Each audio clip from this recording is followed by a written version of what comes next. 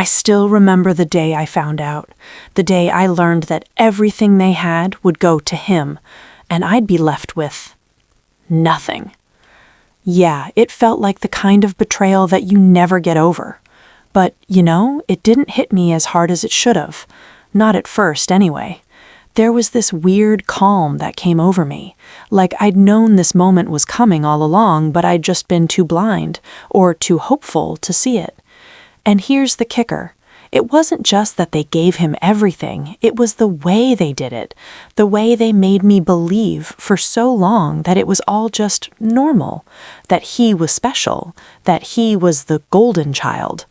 Meanwhile, I was the screw-up, the one who could never measure up, the one who always had to work harder, try harder, just to get a crumb of attention. But it was never enough. That day, I was 27, wasn't just about inheritance. It was about all the years I spent feeling like a ghost in my own family. Like everything I did, everything I was never going to be enough. It hit me hard when I got the call from the lawyer. The lawyer! I had to sit there for a minute, staring at the phone like it was going to explain everything away. It didn't. The house, the land, the money, they'd all go to Trent. Every last piece of it. All the sentimental stuff, his trophies, the family heirlooms, yep, they were all his too. And me? I got a broken watch. A broken watch. They didn't even care enough to leave me anything valuable. Nothing that said, hey, we loved you too. We saw you. Nothing that showed I'd ever mattered. I thought that was the worst of it. I was wrong. That day changed everything. Let me take you back a little. Growing up, I wasn't the kid everyone looked at. That was Trent. He was the one with the perfect grades, the golden boy who could do no wrong. He got the new car on his 16th birthday, and I got his old hand-me-downs. Don't get me wrong, nothing was ever terrible at first. It was just off, It wasn't obvious at the beginning, but as I got older, I started noticing the little things. The way my parents always seemed to praise Trent for everything, how he could do no wrong, and I didn't even have to screw up. I was just there to be compared to him. There was one time, I remember, when I got second place in a science fair. Second place, which is still pretty damn good. But my parents didn't even acknowledge it. They just went on and on about how Trent had gotten first in his art competition, like it was the most amazing thing that had ever happened. That stung. And the worst part? It wasn't even the competition that bothered me. It was the way I had to listen to them talk about Trent's future as if my achievements didn't matter, like I wasn't even in the conversation. It was always Trent this, Trent that, never me. But I couldn't do anything about it, could I? No, because if I ever said anything, I'd be the one who was overreacting. That's what they always said. You're overreacting. I guess I learned to keep my mouth shut, but the silence made it worse. It was like a slow burn, this constant ache in my chest, every time they looked at him like he was the sun and I was the shadow, unseen, unheard. I kept thinking maybe one day I'd be enough. Maybe one day they'd see me too. But when I was 14, something happened that changed it all. I don't even know how to describe it. It was an accident, or maybe not even an accident. It felt like it was my fault, even though I didn't do anything wrong. Trent had a party, a big one, and I was just there, like always, trying to fit in, but I didn't. I was in the garage when I heard someone yell, "Stop!" Then I saw it, the car, the damn car, Trent's new car that he barely even drove. It had rolled down the driveway, hit the garage door, and left a big dent. Now, I didn't know how it happened, I swear, I didn't touch it. But Trent, he saw an opportunity. He told my parents I'd done it, that I was messing around in the garage and that's why the car rolled down. I could have fought it, I could have said something, but I didn't. I just stood there while my parents looked at me and they believed him. No one asked me what happened, no one asked for my side of the story, they just assumed I was guilty. "You always make things harder for this family," my mom said, her words cutting deeper than I'd ever heard before. That was the moment everything changed, the moment I knew I'd never be enough. I was just the screw-up, the one who always messed up, even when I didn't. And from then on, it felt like there was no going back. So yeah, I was done. Done with trying to be something I wasn't. Done with being the one always picked last. By the time I turned 18, I couldn't get out of Texas fast enough. I packed my bags and moved to Colorado, completely across the country. No looking back. It wasn't that I hated my family, I just couldn't stand being invisible anymore. They never called to check on me, not once. I'm not even sure they realized how long it had been before they bothered to send me a birthday card. Meanwhile, Trent was living in the family house, running the family business, always the golden child. I barely even recognized the person who'd stayed behind. Trent was just so perfect. He was the one with the business connections, the one who kept showing up at family events like he was the star of some show that nobody else was invited to. Me? I was just gone. I tried to make a life for myself, I really did. I worked at a crappy coffee shop and saved every dime. I thought that if I built something on my own success, maybe my parents would see me, maybe they'd care. But no. Trent was still their pride and joy. Every conversation I had with them ended up circling back to how well Trent was doing, and I'd just sit there, half listening, half resenting every word. They'd never offer help, not even when things got rough. Rent was due, I had no money, and I was struggling. But Trent? He had it made. They paid for his car, they co-signed his apartment, they'd even give him a loan for his next big idea. It was like my struggle was just part of my punishment for existing, I guess. I remember one night when I called my mom, desperate. I told her I couldn't pay rent. I was behind and the landlord was threatening to kick me out. I just needed some help, anything. And what did she say? You made your choices. You need to figure it out on your own. I hung up the phone and it felt like the ground just dropped out beneath me. Meanwhile, Trent called my mom the next day to talk about some new business venture he was thinking about. They were all in. They were putting everything on the line for him. No hesitation. And there I was, alone, staring at the same stack of bills I couldn't pay. It wasn't just the money, though. It was the way they'd abandoned me. I could feel it in every phone call, in every conversation. They didn't care about me. They never did. But what stung the most? The fact that they still didn't see Trent for who he really was. They didn't know how manipulative he could be, how he'd twist things to make himself look like the perfect son while I just took the fall for everything. That's when I realized nothing was ever going to change. And maybe, just maybe, I was done trying. But then came the day I found out how far they'd really gone. And that day, I'd have to make a choice. Stay and let it all consume me, or finally break free. I'd hit a point where I was just so damn tired of fighting for scraps, tired of living in this shadow that they'd cast over me since I was old enough to walk, tired of begging for a sliver of affection that they only gave when it was convenient for them. But then something happened, something I didn't expect. It started with an email. It wasn't a, hey, we miss you email. It wasn't an, I hope you're doing okay email. It was a damn will. I don't know why I didn't see it coming. I guess I really thought that somehow things would work themselves out. But when I opened that attachment, I knew I was wrong. It was all laid out, clear as day. The house, the land, the cars, every cent of the savings. And the entirety of it, all of it, was going to Trent.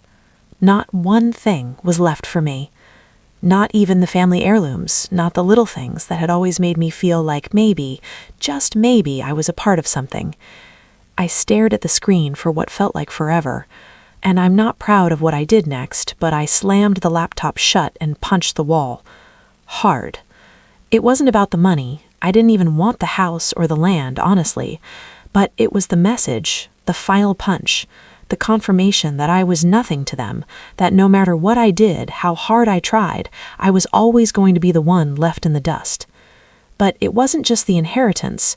It was the way they looked at Trent, like he was the one who mattered, like he was the only one who had ever mattered. I was done. I packed up my stuff, whatever little I had left, and I drove out to that family home. I didn't even tell anyone I was coming. I just showed up. Trent was there, of course. He always was. He was standing in the kitchen, acting like he owned the damn place, and when he saw me walk in, that smug grin spread across his face. "Look who finally showed up," he said, like I was the one who'd been in the wrong all along. I didn't waste time with pleasantries. I cut straight to it. "You took everything," I said, barely keeping my voice steady. "Everything. And you've got the nerve to look me in the eye and act like I'm the one who's messed up?" For a second, there was silence. Then Trent shrugged. "Don't act like you didn't know. Mom and Dad made their choice a long time ago. You just weren't cut out for this life. I was." I wanted to punch him. Hell, I wanted to scream. But I didn't. I just stood there, staring at him. And in that moment, I realized that if I didn't get out of there, I might just break down. I was tired. Tired of trying to win their approval, tired of trying to fight a battle that was already lost. And that's when I knew I had to make a choice.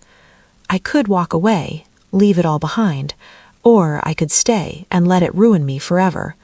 So I made my decision. I left. I walked out of that house and didn't look back, not even once. I didn't know what to expect when I left. I didn't even have a plan, really. I just knew I had to get as far away from them as possible. So I drove. I kept driving westward until the sun started to dip below the horizon. The thing about driving away from everything you know is that it's both freeing and terrifying. It feels like you've just cut yourself loose from 1,000 chains, but also like you've just set yourself adrift in a world that doesn't care if you sink or swim. I didn't sink. Not this time. I didn't have a backup plan. Hell, I didn't even have a real job lined up, but I had something I didn't have in Texas. Freedom. The kind that comes when you're no longer trying to fit into someone else's idea of who you should be. I found a small apartment in Denver, tiny, kind of run down, but it was mine. I didn't have anyone to answer to. I didn't have to prove myself to anyone. I picked up some odd jobs to get by. Bartender, waiter, whatever would keep the lights on.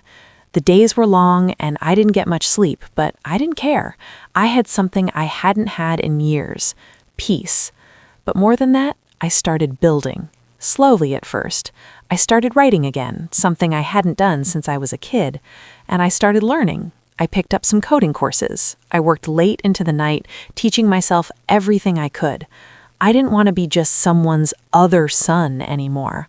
I wanted to be something else, someone else. It wasn't easy. In fact, it was damn hard. I had days when I thought about giving up, when I wondered if I was even capable of pulling this off.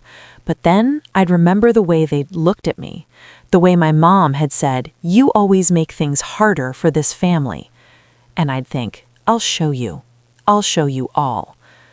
Days turned into weeks, weeks turned into months. I started landing some freelance gigs. Then, slowly, the freelance gigs turned into bigger opportunities. I wasn't exactly living large, but I was living on my terms, and for the first time in forever, that felt good. Meanwhile, back in Texas, nothing had changed. Trent was still the golden boy. My parents, they barely even remembered I existed except for the occasional, "Hey, how's Colorado?" text. But they didn't ask how I was doing. They didn't ask what I'd accomplished. It was still the same old game. Trent was the star, and I was the forgotten ghost. But I didn't care. Not anymore. I was too busy building the life I wanted. A life where I wasn't defined by their expectations, by their favoritism, or their neglect. And it felt damn good. But just as I was getting comfortable, just as I thought I was finally free, that's when it happened. The text. It came in the middle of a Sunday afternoon, out of nowhere. I didn't know who it was at first. I thought it was a wrong number or maybe spam. But when I saw the name, my stomach dropped. It was my mom. The message was short, too short. "It's over between us." I stared at the screen for what felt like forever. My mind raced. What did she mean by that? It wasn't just a breakup text. It wasn't the kind of thing you just forget. There was something about it, something that felt off. I tried to call her. No answer. I sent a text. Nothing. And that's when it hit me. Something was wrong.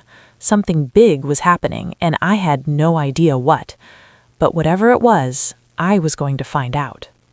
I didn't hear from my mom after that. Not a single word, just that message. It's over between us. That was it. I tried to make sense of it. Maybe it was a mistake. Maybe she was just angry or upset or whatever. I told myself it didn't matter, but deep down, I knew it did. She never sent messages like that, not even close. Days turned into weeks, and the silence between us grew thicker. I kept thinking about it, obsessing over it. Every time my phone buzzed, my heart would skip a beat, but it was never from her. It was always spam or a notification from work. Never her. I kept asking myself, what does she mean? What was she trying to say? Was it about me? About Trent? Or was it something else entirely? I couldn't stop thinking about it. I told myself I needed to focus on my life. I had finally built something for myself, and I couldn't afford to let this mess with my head. But no matter how hard I tried, the words kept echoing in my mind. It's over between us. So I did something I never thought I would do. I went back. I drove back to Texas, not to make amends, not to try and fix things with them. No, I went back because I needed answers. I had to know what she meant by that text. I had to know why everything had fallen apart so suddenly. When I pulled up to the house, it felt like stepping into a different world. Everything was the same. The same. The house, the trees, the old swing in the backyard. It all looked just like it did when I was a kid. But everything felt different. The walls didn't feel like home anymore. It felt like I was walking into a place where I didn't belong, where I was just a stranger passing through.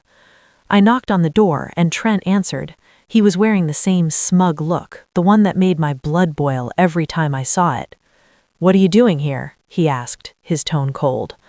"I'm here to see Mom," I said, my voice steady, but inside I was seething. Trent raised an eyebrow. "Mom doesn't want to see you. She's not here."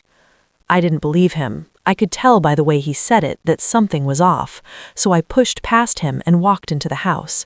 He didn't stop me. I went straight to her room. The door was slightly ajar. I pushed it open. And there she was, sitting on the bed. For a moment I just stood there, watching her. She looked different. Smaller. Weaker. She looked up when I entered, her eyes red, like she'd been crying. I didn't speak first. I just stared at her, waiting for her to say something. Then she finally spoke, her voice barely above a whisper. "You shouldn't have come." "Why? Because you're ashamed of me?" I snapped, the anger bubbling up again. She shook her head. "No, it's because you don't know the whole story." I felt my chest tighten. "Then tell me," I demanded. "Tell me what happened. Why did you say that? Why did you choose him?" Her face crumbled, and for the first time in years, I saw something I didn't expect. Regret. "I didn't want it to be this way," she said, her voice trembling. "I didn't want to hurt you, but I had no choice." My heart was racing. "What do you mean, no choice? You chose him. You always did." She looked at me, and for a moment it was like she was seeing me for the first time in years. "I know," she whispered. "I know. And I'm so sorry. But there's something you don't know. Something I never told you." My breath caught in my throat. "What is it?" She hesitated, then finally spoke the words I never saw coming. "Trent, he's not your brother." It was like the world tilted on its axis. I couldn't process what she was saying. What do you mean?" She looked at me, her eyes filled with mix of pain and guilt. "I never told you, but Trent isn't your biological brother. He's the son of someone else. I didn't want to tell you because I didn't know how you'd react, but it's true." I felt like the ground had been pulled under my feet. My mind was spinning, trying to make sense of everything she'd just dropped on me. Trent wasn't my brother? I stumbled back, shaking my head. "You're lying. This is crazy. Why didn't you tell me?" She started crying then, wiping her eyes. "I was afraid. I was afraid you'd hate me. I was afraid you'd leave, and I couldn't bear the thought of losing you too." The truth hit me harder than anything else. All these years of anger, of jealousy, of feeling like I was never good enough, it was all a lie. My brother wasn't even my brother. I didn't know what to feel. I didn't know if I should be angry or relieved or devastated, but I knew one thing: nothing would ever be the same. I left the room without saying another word. I couldn't look at her anymore. I couldn't look at anyone. I'd gone looking for answers. I'd found them, but I'm not sure they were worth it. What did it all mean? The inheritance? The betrayal? Everything? Had it all been about a lie? About something that wasn't even real? All I knew was this: I was done. Done with the games, done with the lies, done being the second choice. And this time, I wasn't going to let them win. I didn't know what to do with the truth. The fact that Trent wasn't even my brother, that hit harder than anything else. And it wasn't just the fact that they'd kept it from me all these years. It was the fact that my mom had let me carry that weight for so long. She made me believe the lie. I spent the next few days walking around in a daze. The world didn't feel real anymore. I'd spent so much of my life trying to prove myself, trying to earn their love, and all this time I didn't even belong in that family. I was filled with this strange mix of anger and relief. Maybe I wasn't crazy after all. Maybe I wasn't the problem. Maybe it was all a twisted game that I'd been forced to play without even knowing the rules. But as much as I wanted to run and never look back, I knew one thing: I wasn't done yet. Not by a long shot. So I decided to do what I should have done a long time ago. I was going to get my own piece of the story, the truth, and somehow I was going to get justice for what they'd done to me. I started digging. I had the files, the records, the birth certificates, whatever I could get my hands on.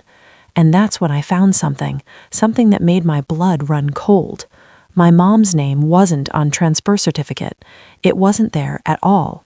But there was another name, someone I'd never heard of, the name of a man who had been in their lives long before I ever came into the picture. I traced the name down, and what I found was enough to knock the wind out of me. It wasn't just a birth certificate. It was the name of the person who'd raised Trent, someone my parents had never mentioned, someone who had been in their life and mine for far longer than I realized. This man, this stranger, he wasn't just some old friend of theirs. No, he had a connection to them, a deep one. The more I dug, the more pieces started to fall into place, and then I understood. This wasn't about me being the screw-up in their eyes. It was about something else entirely, something darker, something they never wanted me to know. The more I found out, the more I understood the truth about my family, about Trent, about everything. And when I confronted my mom again, her reaction wasn't what I expected. She didn't deny it. She didn't beg for forgiveness. She said something I'll never forget. You were always supposed to be the second choice. Trent was the one we were always going to protect, but the world doesn't see the whole picture. And that was it. In that moment, I realized everything had been a lie. All of it. But it wasn't over. Not yet. I still had one more piece to put together, and that piece would shatter everything I thought I knew about my family and about myself, because the truth, the real truth, was about to come out, and nothing would ever be the same again. So that's where it stands. The family I thought I knew, it was built on lies. My brother? Not my brother. My parents? They used me as a pawn in some sick game of control. The truth came out, and it felt like everything I'd ever believed shattered in front of me. But here's the thing. It wasn't just about the lies anymore. It was about me, finally realizing my worth. I'm not the screw-up.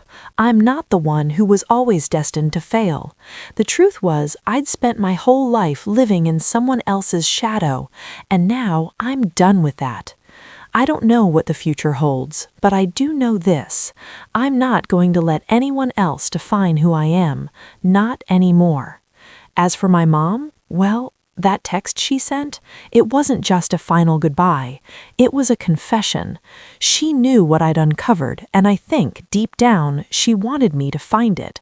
She wanted me to walk away. And I did. But I'm stronger for it. I've learned that the family you're born into doesn't have to be the family that defines you. I don't need their approval. I don't need their love. Not anymore. What I need? Peace, freedom, and the courage to keep moving forward no matter what happens next. So here's the thing. If you've ever felt like you didn't belong, like you were cast aside, like you were the second choice, you're not alone. It doesn't matter where you come from. It doesn't matter who abandoned you. What matters is what you do next. So what's your next step? What will you choose? Are you going to stay stuck in the past, or are you going to take the power back and create your own future? Let me know in the comments. Let's talk about it. Because if there's one thing I've learned, it's that we're all capable of more than we think. And maybe, just maybe, we're stronger than we've been told. Because the truth, it always comes out. And when it does, it changes everything.